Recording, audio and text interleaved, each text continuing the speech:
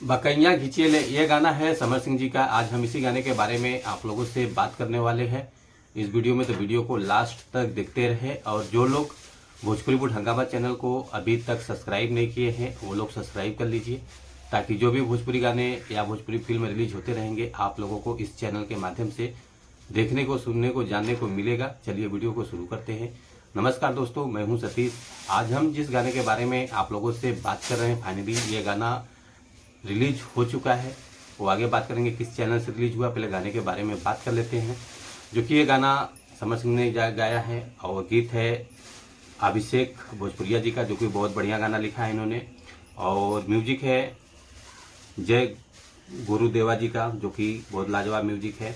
Video director हैं आशीष सत्यार्थी जी हैं, जो कि वीडियो की क्वालिटी बहुत ज़बरदस्त है। तो आप लोग इस गाने को सुन सकते हैं वेब म्यूजिक चैनल से, जो कि वेब म्यूजिक चैनल से ही रिलीज हुआ है, जो कि भोजपुरी का सबसे टॉप चैनल है।